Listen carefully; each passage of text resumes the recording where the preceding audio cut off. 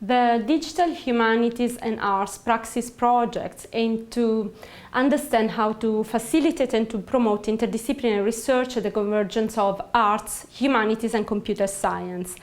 The project originated a few years ago from informal collaboration between researchers and academics, and it was granted in 2014 the Discipline Bridging Award by the University of Nottingham. The aim of the project is to provide a space for interdisciplinary dialogue among researchers who have different backgrounds and different research practices. In this video, we present views and stories of researchers and academics who are involved in interdisciplinary research and its challenges. It comes down to investing time in building not friendships but working relationships that do take quite a lot of cups of coffee, probably, in a busy academic environment. Sometimes you just have to take the time to sit and work out, is this somebody that you can work with? Maybe do a kind of small pilot project and then kind of build from there. I mean, a lot of the people I work with are actually not academics, they're businesses and enthusiast groups who are maybe looking to invest in technology in the future, and they engage us to help them through the first steps to try and understand what's out there. So I feel like I'm essentially equipping them to maybe go on and buy technology later or start to talk to people who might try and sell them technology later. Try and get to know the people you're going to be working with, not in the sense of knowing them, deeply and every last thing about them, but at least get a sense of where they're coming from, what sorts of projects they've been involved with, what ticks their boxes, what's going to do it for them in terms of the projects that they are interested in. Take the time to learn what other people are saying, just slow things down a bit, just give everyone in that group time to reflect, learn and look up what you're saying. Sometimes you can over-enthuse people, they can jump on all the benefits that technology might bring and maybe ignore some of the practicalities of using technology, particularly the sorts of, not quite cutting edge, but new technologies that we tend to use. They're not usually ready for big rollouts, for big high profile events, because they still have teething problems, they have rough edges. So it's really about managing expectations for people that are not familiar with the technology. And I suppose one of the great things about being in a university like this is that you can usually find your way to the right person, but they need to want to talk to you. One of the other challenges we face is simply the language we use. And here I don't mean whether we speak foreign languages, I simply mean that even in using English, the words that we use mean different things in different disciplines. I guess inevitably the challenge is you do come from areas where you feel very comfortable with the language that you use, the terminology, your understanding, and you're working with people who are equally understanding of their own areas. So you've got to somehow try to work out and translate what each other's saying. Every discipline has its own jargon, its own terminology, its own language.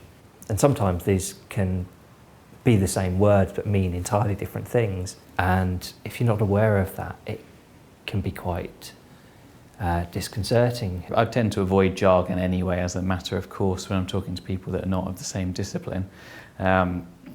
With the caveat that if you don't use the jargon, in some cases they'll be surprised when that jargon comes along later on. One of the fears that is commonly expressed about interdisciplinary research is that it will be difficult for people to communicate and to understand one another. Actually, in my experience, people put in huge amount of effort to sharing their ideas, and in fact, in general, the further apart the disciplines, the more interested in your perspective other people are. You can get unintended tensions between people who think you're saying something that perhaps you're not, or think you're pulling away in a different direction than they want to go, but actually you're saying the same thing but in different ways. People who particularly haven't worked in interdisciplinary projects before maybe speak in jargon without really thinking that other people might not understand it. So you find people who are really entrenched in their discipline who use phrases, words that they would use with their colleagues every day without thinking, but then don't even think that you might not have a clue what they're talking about. I mean, I often find myself Googling things in project meetings and things. So sometimes don't want to out yourself as the only person who doesn't know that phrase in the room and you're Googling on the slide. But you find that people, especially academics, really want to tell you what these things mean. They love to talk about it, so it's usually not a problem. People used to say that the different specialist languages or the jargon spoken in different disciplines makes that bridging the disciplinary divides quite challenging. But as we try to engage directly with wider publics, that becomes much less of an issue.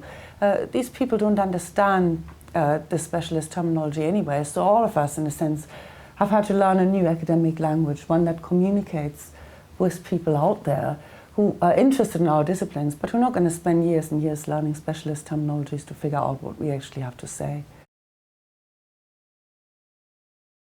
We're all quite used to working in a way in our own silos, in our own sorts of disciplines, and I think the barrier in a way to getting the best from the project is if we don't actually help one another to breach them, or to encourage new people inside those silos.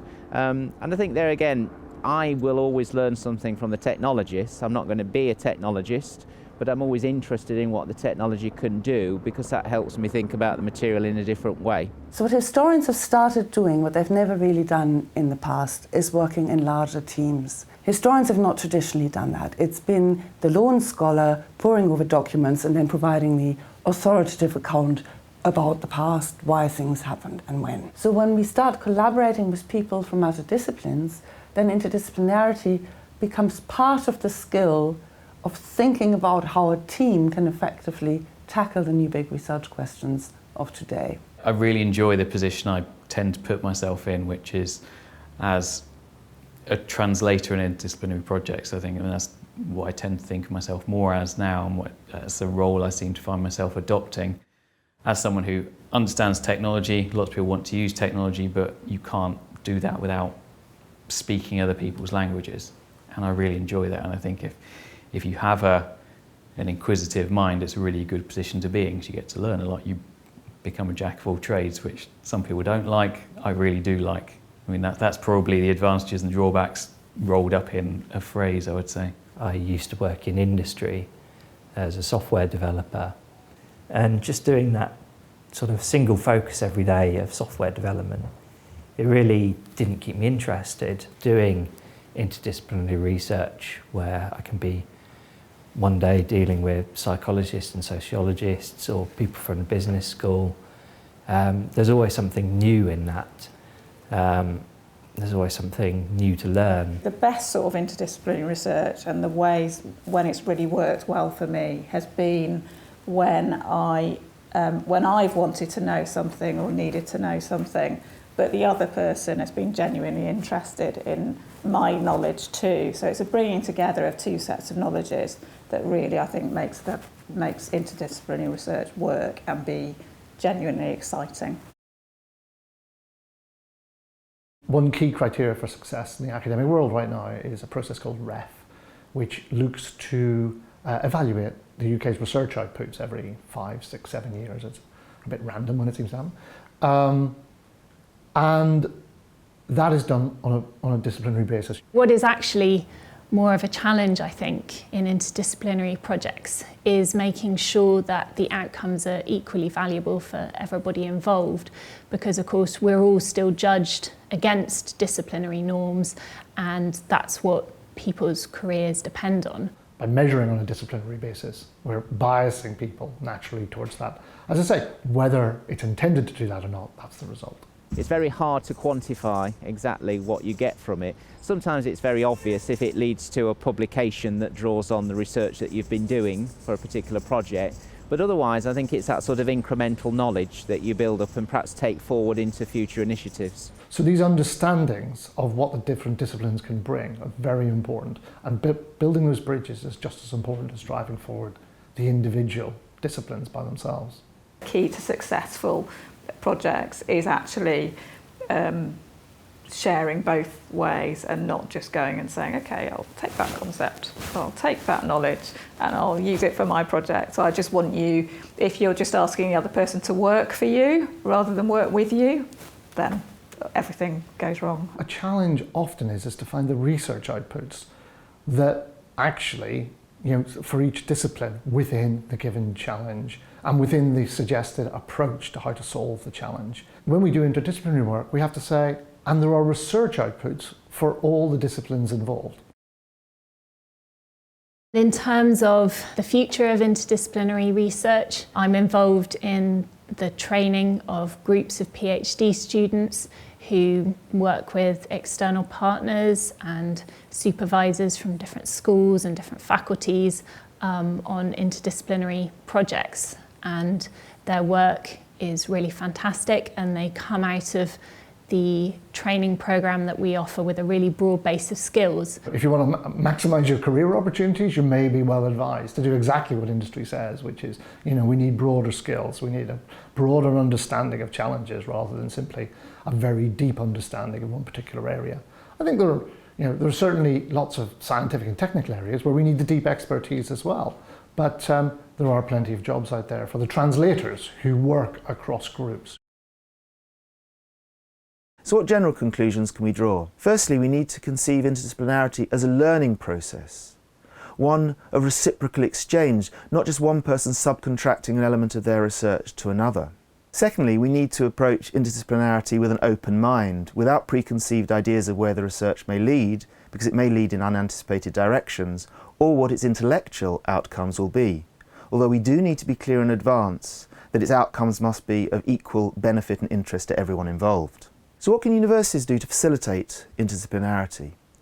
Well, firstly, they can provide space where chance encounters or serendipitous conversations may occur, where two researchers may find that they share common interests and ambitions, where they may generate unexpected ideas. Importantly, universities need to provide time for research, to enable collaborators, ideally at the start of their research, to get to know one another, to learn what ticks each other's boxes, as one of the interviewers said. Time invested at the start of the project in finding the right person and establishing mutual understanding and trust and respect will minimise risk and make the collaboration more efficient, effective and productive.